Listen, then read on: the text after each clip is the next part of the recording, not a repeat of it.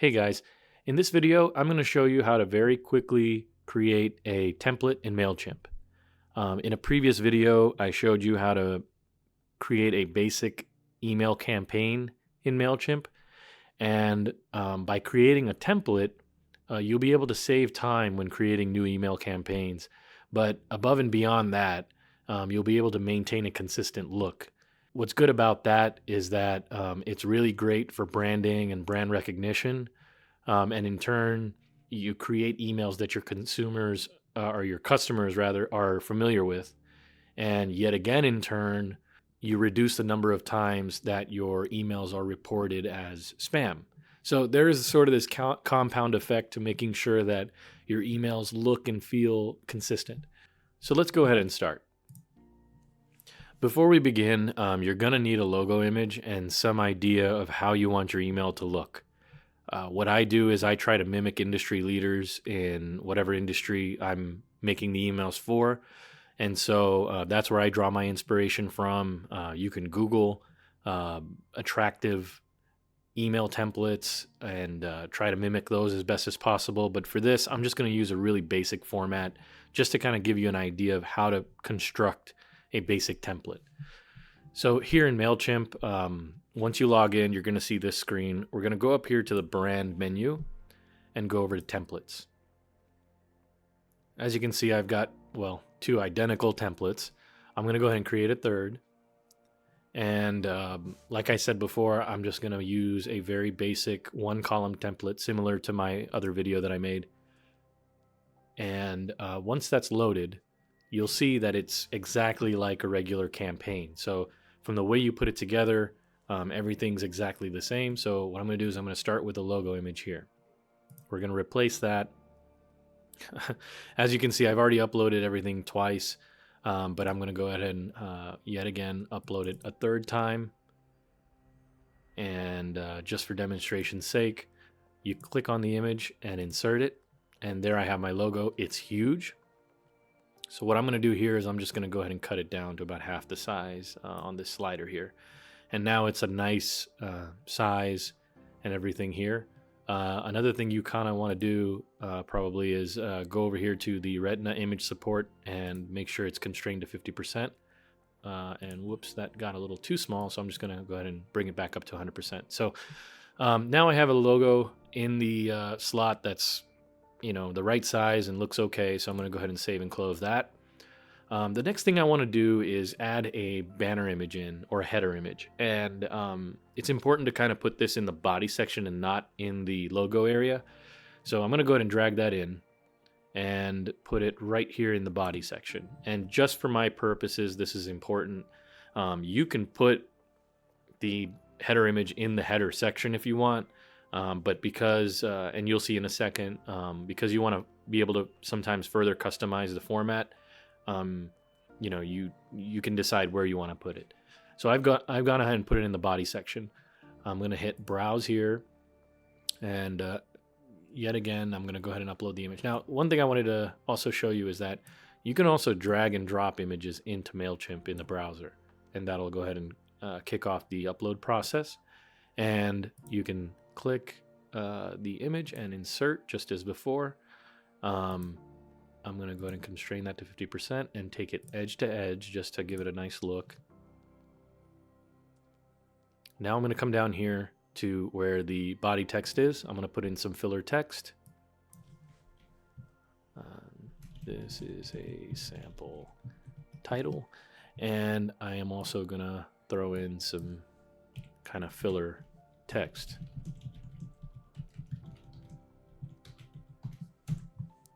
And just to kind of see how it would look with a bunch of other text, I went ahead and put in a bunch of lipsum text, some Latin gibberish, and I'm going to go ahead and save that.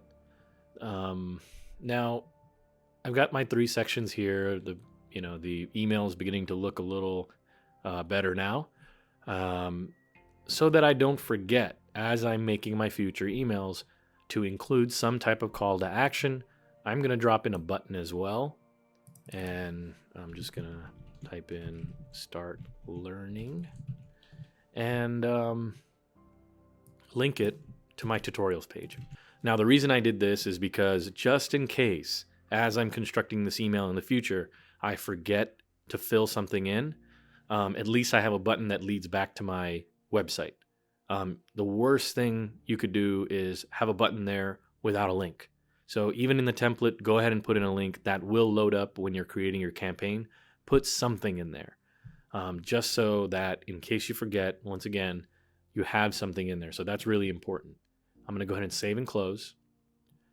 And the last really cool feature here is the social media links. And actually, it's not the last feature. It's the second to last feature. But I'm going to go ahead and drop in all of my social, outlets. Of course, YouTube's really important. I'm going to go ahead and drop in my channel. Don't forget to like and subscribe. I'll remind you again at the end. And YouTube's important for me, so I'm going to go ahead and put that first. Of course, the website. And going to drop in the link to the tutorial section of the website. I'm going to put in Instagram. Instagram's another good one in case you have a good Instagram following, which I don't. And then I'm going to drag that above this one. And, I have a LinkedIn page as well, so I'm going to put that in.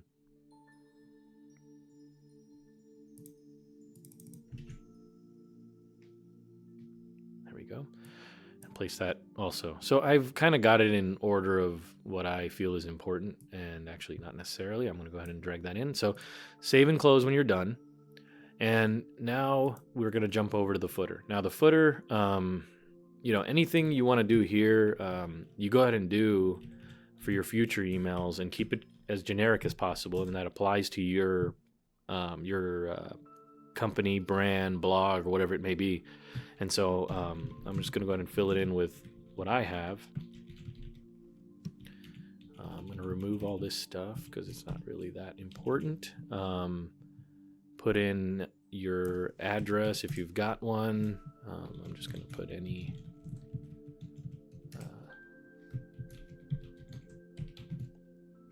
address here just for demonstration's sake. And then a really cool thing I wanted to show you about phone numbers.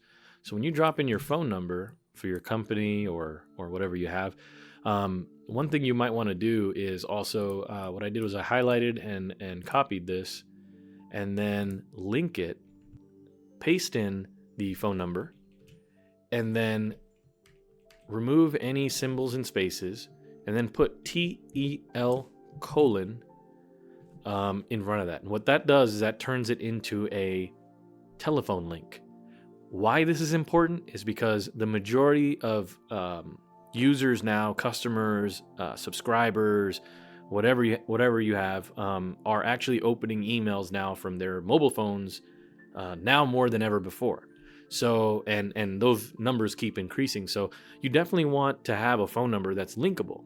And what that allows the user to do is click that from their mobile phone, and they'll be able to actually, it'll pull up the call on their phone so that they could just call you or your company right from the email. So I added a +1 here, and the reason I did that is because assuming that this is a U.S. number and or U.S. and Canada, when you put the +1 in there and someone's calling you from outside the country, it automatically adds in whatever prefix applies to call your number.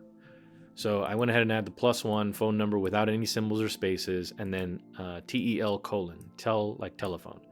And then I'm going to go ahead and insert that. The rest of it, I'm just going to, like I showed you in the other video, remove all this. And just keep the preferences and unsubscribe kind of low key. Not to discourage it so much as to not give it so much importance. I don't want to discourage people from unsubscribing if they don't like what they're hearing, but I don't want to encourage it either. So I kind of make that low key and small and minimize it a little bit. And basically, you're right here. You're meeting the requirements for sort of email ethics right here. and you keep it as is. This stuff, you can keep it in there if you want to. Doesn't really matter. And there you go. Now, I'm just going to make a couple of small edits to this. Like, for example, I don't like how close this is. I don't like that the background is white.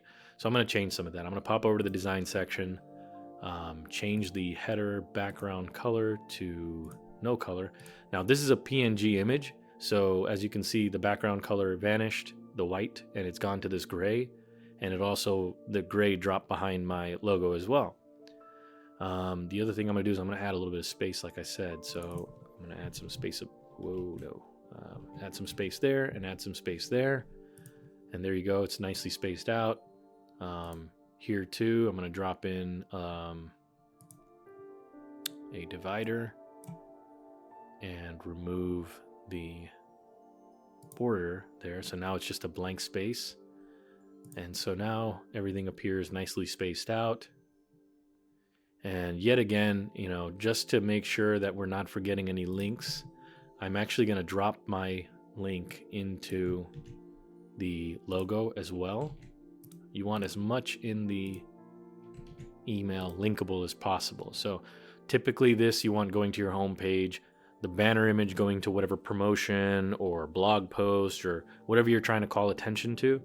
And then, which typically, if you have a single call to action in email, will match whatever that call to action is here. The other thing I'm going to do is probably just style this button to match the rest of the email a little bit. So there you go. That purple kind of goes nicely with that teal, green, whatever you want to call it. I'm going to make these social media links a little bit larger, like I did in the other video, and outline them. So there you go. Now I have a really nice, basic, kind of pretty template, and it's a good starting point for any future emails that I want to send. And so I'm just going to save and close, and then hit save and exit. Now I got to give it a name, so I'm just going to call it sample template 3 since I've already made 1 and 2, and I'm going to save that. Now I'm going to pop over here to create a campaign. Now, again, I've got a detailed I've got a detailed video on how to do this. So, you know, follow that in order to do the rest of it. But I'm just going to demonstrate to you how it looks when you pull it up. I'm just going to create another. There we go. Give it any name. Now, when you are creating your email, when you get to this step and you're designing the email, here's where you pull up the template. You're going to go over to Save Templates. And this image hasn't populated yet since it's so new, but you just click the template and you'll see that it starts to load already. And there you go. So everything that we did is already here. You go to the logo, the link is there. You go to the header image, the link is there. Link is there. Social media links, they're all there. And of course the footer matches. The footer is probably the biggest time saver right there. I have been in a situation where I've kept redoing them and got tired of it and finally just made myself a template. So that's basically it. And if you forget any filler text or anything like that, usually Mailchimp will warn you. And so that's basically it, guys. And then from there, you just follow the regular process. So if this was helpful, please smash that like button, subscribe to my channel, and tell anybody who you think would benefit from this. And thank you for watching. And stay tuned for the next video.